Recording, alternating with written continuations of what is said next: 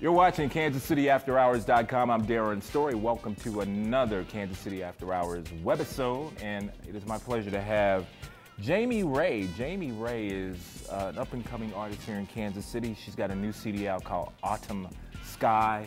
Jami, good to see you again. Well, thank you. It's been a long time. We just, in our discussions, we found out that we actually went to the same church back in the day, and she was much younger, and so was I.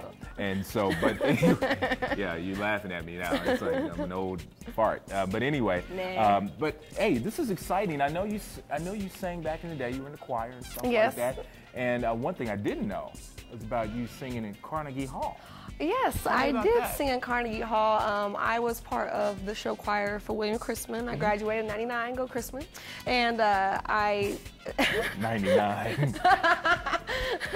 No, I got nothing. Go ahead. Yeah. But I sang with the show choir, and we went to Carnegie Hall. Actually, the night of graduation, we flew out there, and at the time, it was choral music. I mean, a lot different than what I'm doing now. But nevertheless, I mean, Carnegie Hall. Oh, Carnegie Hall, yeah. Who cares? If I was singing Mary Had a Little Lamb, I think at the time I didn't realize the scale of what I was doing. It was just another choir concert, but you understand the magnitude. Oh yeah, looking back, I mean, it was an awesome experience. The venue was just amazing, and it was an honor to be able to sing there. Okay, so you've been singing for a long time, but this is a different deal. You know, when you decided you're gonna go and actually do it, do a record or a CD. Excuse me. A CD. A record. Yeah. Yeah. So when you decide to invest the time, the money into it, when did you know this is what you wanted to do for a living? Because I've done it before, and it's not always cracked up to be for everybody, but for you, how about it? Well, you know, I've known for a long time that this is what I wanted to do. My mom has me on tape singing when I was 3 years old, you know, cute as can be, 3 years old, and as I grew up and went to high school, I was in the musicals and I did state competitions. I always knew that I wanted to do it, but you know, the one thing I've learned is you can really limit yourself. You can tell yourself what you can do, and because it's you, I mean, that's all you can do. Yeah, and absolutely. I just had to get past that fear of wondering, you know, what people would think about my music and the lyrics and me as an artist. It's hard, you know, being a female R&B artist. There's so much pressure as far as, you know, sex appeal and what you look like and your weight. And let me ask you this: being a female R&B artist, and then there's the obvious thing that you are You're Caucasian. I know, no. shocker. I mean, you're kidding me. But you know, with the but look, no, let me just, but you know, it still may be There's an issue stigma for some people. You know, that a white girl can have soul. I mean, we've seen it before. I mean, you wouldn't be the first one. There's plenty. Christina Aguilera. I don't know what Mariah Carey is, but you know, Lisa Stansfield back in the early Joss Stone. She's incredible. Yeah. So I mean, how do you do?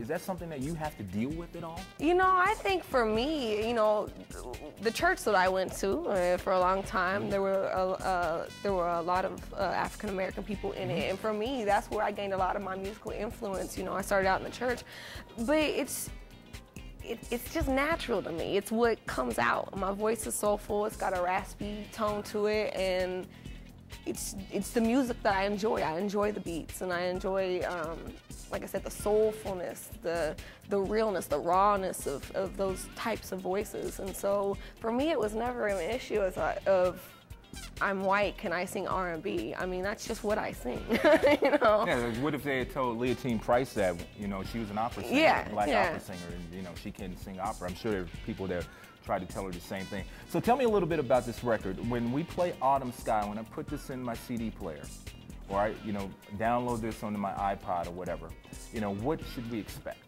Autumn Sky, the song itself is very personal to me. You know, it's about, as a white, redheaded, freckle-faced kids are really mean and cruel to you. You become kind of locked into this box that people put you in and stereotype you. And for me, the whole album was just coming out and saying, this is who I am. You know, this is what I do.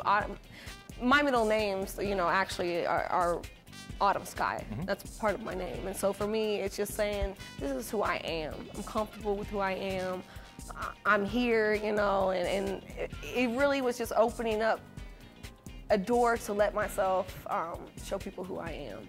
I am Autumn Sky, and I'm growing up. I'm becoming more mature and comfortable in my own skin, and realizing that I have a lot to offer, and I'm not going to hold that back anymore or be afraid of what someone's going to think of me. Wow, that's a powerful statement.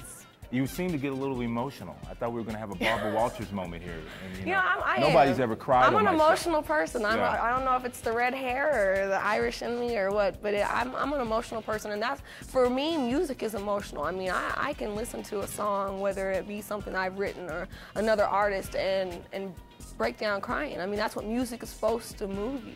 It's in my opinion, it's the purpose of music. I mean, it's for people to feel where you're coming from, to relate to your situation. I mean, music is powerful. No, You're so silly. Oh. It's okay. Hand me a tissue. No, I'm just, oh man, I'm really looking forward to hearing all that. I listened to some of your stuff on your MySpace page.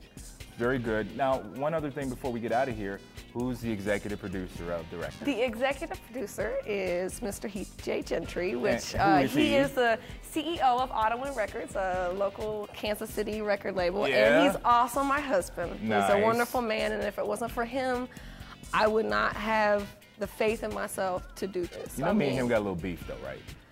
I heard a little conversation. You know, I mean, it's civil, it's civilized, but you know, you're not gonna hurt anybody in the parking lot We'll afterwards. handle it in September, as he said. He told me we'll handle it in September.